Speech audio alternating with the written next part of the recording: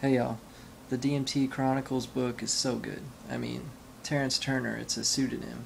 He didn't want to give his real name, Terrence, because of McKenna, is awesome. He's really real and honest and doesn't seem like he's faking it at all. And um, what's tight about it is that it talks about, Plato's forms, like, the Plato cave allegory. Is, he the person thinks the shadows are reality, then he sees it's fire causing the shadow, and then he goes out into the real world.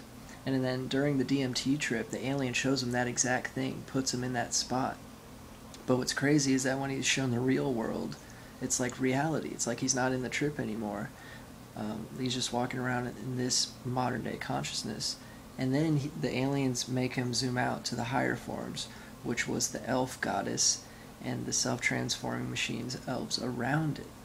That's a crazy discovery that this drug was giving him. I mean, drug. It's already in your brain, pineal gland. Well, my face is all shiny.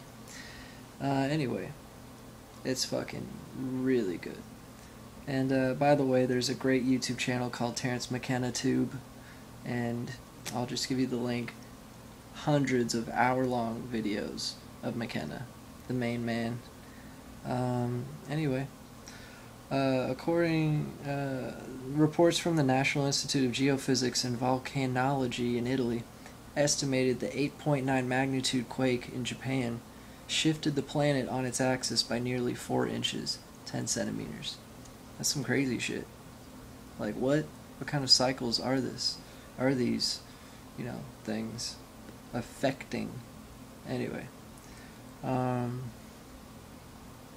Something really weird I read was real-time face cloning technology, and it's exactly what David Foster Wallace said in Infinite Jest as a joke, that people would be using video chat more. And actually, what's weird, I mentioned my greasy face in the video. That's kind of weird because people would want to have a kind of digital thing over their face to make it look prettier, more attractive.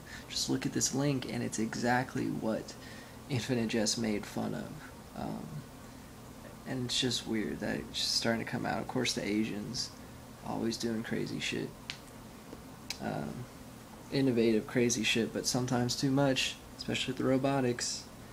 Anyway, just a couple, I'll only do 2 mathematical things that fucking Karl Monk brilliantly shows that the ancients knew.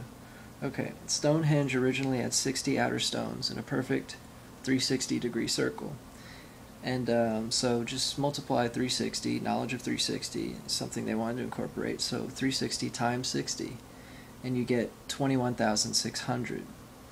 And of course that's, times 10 of one zodiacal age. But anyway, if you divide 2160 by 51 and then divide it again by 10, you get 42.35, i.e., if you multiply 5110 and 42.35, you get 21,600.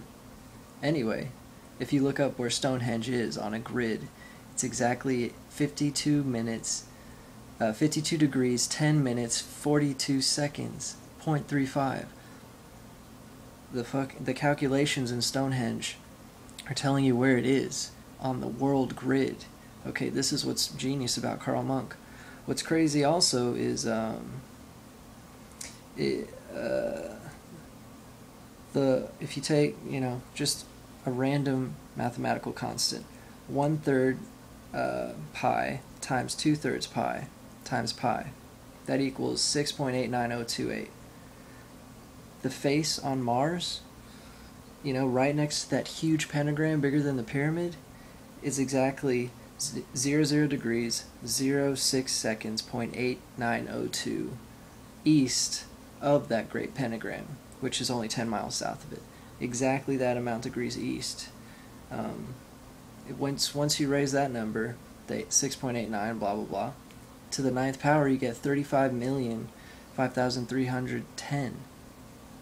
Mars's distance from Earth is 35 million miles.